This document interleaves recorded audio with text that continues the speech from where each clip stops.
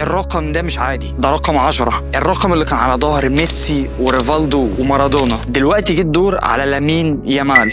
بعد اللي شفناه مع انسو فاتي المفروض نقلق على يامال ولا يامال غير؟ هل برشلونة استعجلت انها ادت الرقم 10 لامين يامال ولا ده التوقيت المناسب؟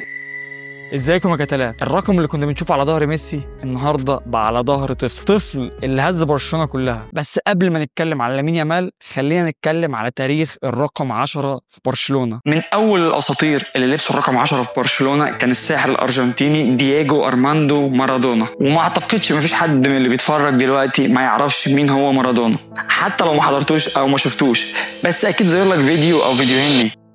وبعد مارادونا ما مشي اتجه لنابولي في الدوري الايطالي، جه اساطير زي جاري لينكر ورomاريو، اساطير كبيره ومحدش يقدر يختلف عليهم، بس دول برضك مش مارادونا، مش دول اللي هيرجعوا هيبه الرقم 10 تاني. لحد ما جه الاسطوره البرازيليه ريفالدو فيتو، جه من نادي ديبورتيفو لاكورونيا عشان يرجع للرقم 10 هيبته تاني ويكسب بيه البالون دور. بس بعد ما لعب مع برشلونه اكتر من 150 ماتش وجاب فيهم اكتر من 85 هدف بالرقم 10، جه وقت الرحيل عشان يمشي ريفالدو ويروح الميلان، عشان يجي بعده ساحر برازيلي جديد، رونالدو دي سيس موريرا، او زي ما هو معروف رونالدينيو، الساحر البرازيلي، امهر لاعب في التاريخ اللي حبب كتير قوي في كرة القدم منهم انا. بعد ما خلص رحلته في باريس سان جيرمان قرر انه يروح اسبانيا، برشلونة اعظم نادي في تاريخ الكورة، عشان يعمل انجازات بالرقم 10 التاريخ يفضل فاكره بيها لحد دلوقتي. لعب مع برشلونة اكتر من 150 ماتش، جاب فيهم اكتر من 70 جول بالرقم 10، وكان من احسن لعيبة العالم وكسب البالون دور. بس زي ما بنقول الحلو ما بيكملش. بعت رونالدينيو رسالة مفتوحة للجمهور واللعيبة وقال ان الخمس سنين اللي قضاهم في برشلونة هم افضل 5 سنين قضاهم في مسيرته،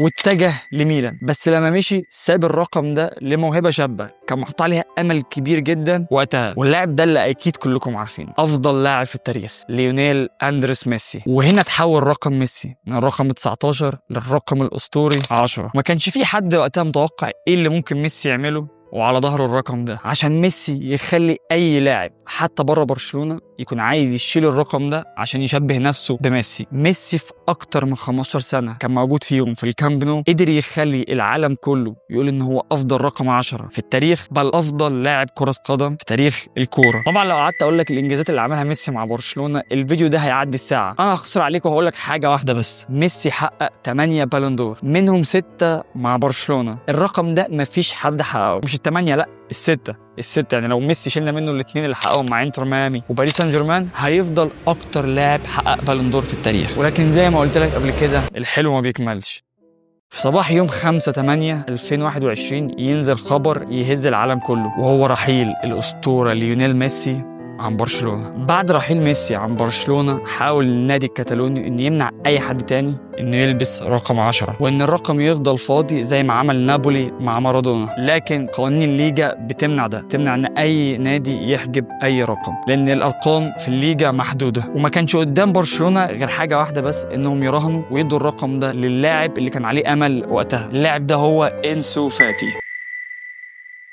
ولكن الاصابات بين قوسين عيسى مندي كان ليه راي تاني، كانت سبب اننا ما نشوفش انسو فاتي بالرقم 10 كتير، عشان يظهر لاعب مغربي الاصل بني الجنسيه موهوب موهبه غريبه، عشان يخلي العالم كله يقول ان ده ميسي جديد، مع ان ميسي واحد بس وهو لامين يامال، الموهبه اللي احنا بسببها بنعمل الفيديو ده دلوقتي. موهبه هزت الكوكب كله. جماهير ريال مدريد ما صدقت انهم خلصوا من ميسي، جالهم ميسي جديد، خلاهم كل ماتش بيفكروا ازاي هيمنعوه من انه يجيب اجوان، وكان كارت حظ للمنتخب الاسباني عشان يكسب اليورو. الموسم اللي فات برشلونة عرض على لامين يامال الرقم 10، بس هو رفض احتراما لزميله انسو فاتي، وفضل انه يلبس رقم 19 زي اسطورته ميسي. بس من كام يوم اعلن برشلونة ان انسو فاتي هيروح اعارة لموناكو، كده رقم 10 رجع فاضي تاني، وجي دور قصة جديدة وبطل جديد. مش عارفين هيقدر يعوض ويرجع هيبة الرقم 10 زي ميسي، ولا هيكون موهبة تضيع زي انسو فاتي.